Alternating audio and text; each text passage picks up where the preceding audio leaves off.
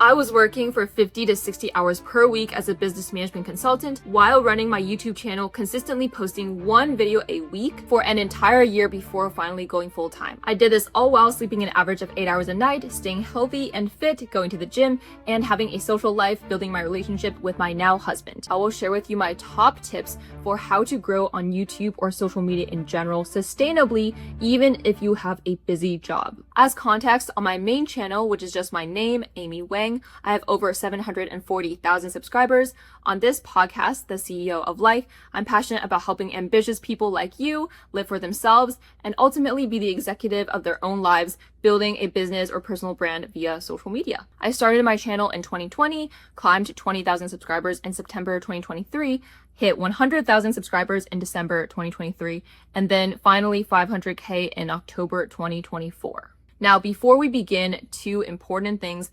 Number one, mindset is crucial. If you are really committed to building a brand and something you're proud of, well, you have to commit and say that this is not just a hobby, but it is a passion.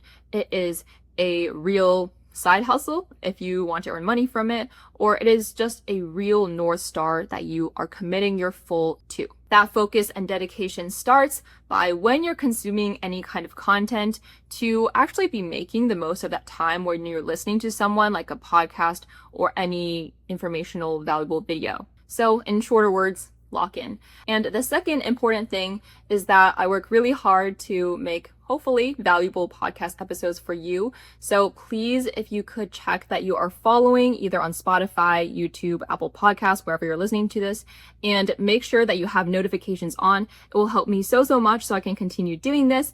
And without further ado, let's get into number one. It is so crazy to me how to this day, so many people refuse to do this, but it is outsource editing. Editing is the biggest time sink there is.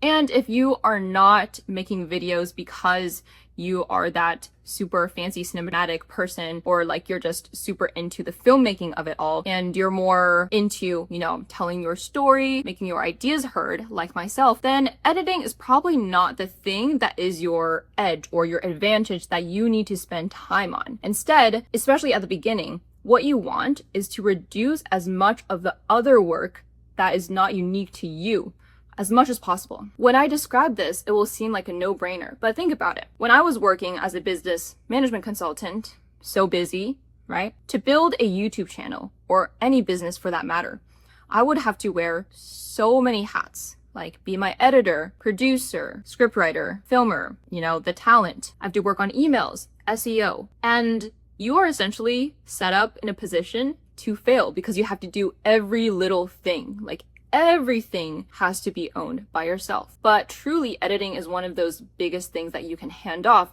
where then I, at only 1,000 subscribers, was able to focus my energy, therefore, on strategy and reflecting on each video I posted so that I could actually improve.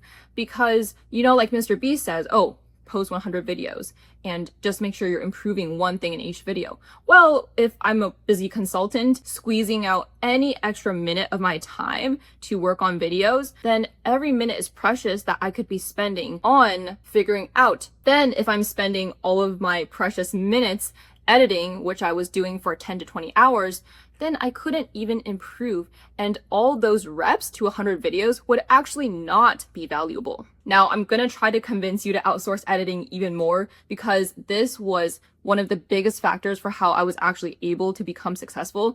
And I just have no idea why more people don't do this. Now, I know this is only point number one, but I'm gonna spend a little more time just trying to convince you further on why you should definitely outsource editing as soon as possible, because this was one of the biggest, if not biggest, determining factor that made me successful on YouTube, because it trickled down into every little thing that I could spend my time on. So growing up in a frugal Asian immigrant household, it seemed like any money leaving our pockets felt like a scam. And it wasn't like we were getting anything back. That's just kind of the way we thought about things.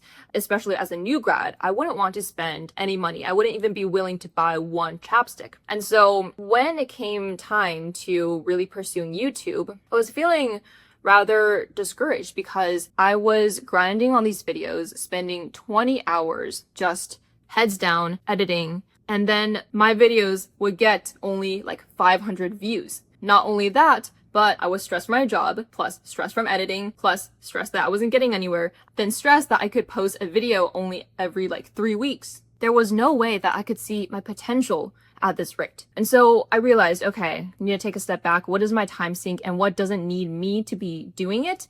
And so I went on People Per Hour and Fiverr, and it took some upfront work, but I realized that this is going to be worth it in the long run from all the time saved. And plus, the really, really amazing thing is that if you have a job right now, you're at the prime position. So you're earning money from your corporate job, right? And so maybe you would have some expensive hobbies or like, I don't know, other hobbies that cost money, like skiing, like maybe, I don't know, a few $100s a year, right? Or eating out even. But instead, you could just spend that money on a passion or a real side hustle, like making YouTube videos. And if you're taking it seriously, well, it's like an investment in your own business. And I think it's a no-brainer where then you can earn money from your stable corporate job and then turn that into something that fuels something that you are really passionate about and that you have ownership over. So after hitting 1,000 subscribers in December of 2021, I outsourced editing, and it was just so much better. I was able to get so many reps in, learn faster, and my quality improved a lot faster as well. So what I would say is that I do recommend probably that you try to reach around 1,000 subscribers on your own. That way you can gain the skills and understand what you're looking for in an editor and pacing and the way you present yourself on camera. So then you can actually vet a proper editor. And not only that, you will make sure that you're not relying on the editing to beautify everything, right? The core will still be your story. Now, if you do want to learn the details of how I was able to find really great editors, in fact, I've been working with one of the same editors I've had since all the way back in 2022. You can sign up for my free 7-day newsletter series, and it will be linked below. This 7-day newsletter series not only shares how to find an editor, but it will also share other tips about how to grow on YouTube if you have a busy adult life, which, kind of is the point of this video. Number 2 is to reduce friction. I tried filming once with my now husband's fancy Sony camera, and it took me an hour to set up each time, and then the quality didn't look good because I had no idea what I was doing with the camera settings. Plus, the file size was huge and I had to use an SD card, and to say the least, it is very clear why I only filmed with that twice. And now everything I film, including this video, is on my iPhone. This one in particular is on my back camera. Finally, I converted, but I was just filming on my front camera. And as my mic, I have a lavalier mic. It's only $20 off Amazon. It's linked to my Amazon storefront if anyone is interested.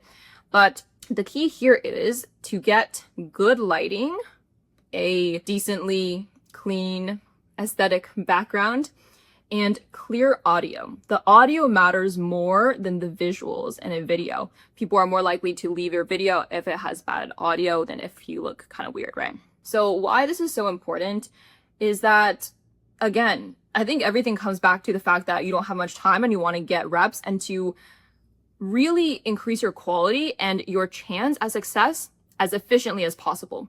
And so if I can just sit at my, $30 tripod, put on my phone, as a girl, sadly, it's helpful to wear makeup. Unfortunately, scientifically speaking, there are studies done by, I think it was Harvard, Stanford, and Oxford, according to Cody Sanchez, that women who wear makeup earn 20 to 40% more than women who do not wear makeup. And so, the science says that we should wear makeup. Unfortunately, we had to take the extra step. But yeah, then I just plug in my lavalier mic and I'm good to go to film. Another way that I have personally reduced friction is that I stick to only sit down talking head videos. When I was trying to vlog back then and make a bunch of different videos, vlogging took twice as long for my editor to edit and for us to iterate back and forth and give feedback. Plus, I would be stressed while filming the vlogs, and then the vlogs would not perform as well as the sit down videos. Number 3, use your unfair advantages. One of the mistakes I made early on was I would make videos about anything, just thinking that people would like me for my personality. Wow, that was kind of silly of me and slightly egotistical, I guess. But I should have really sat down and realized what my edge is in this very saturated world of YouTube and social media.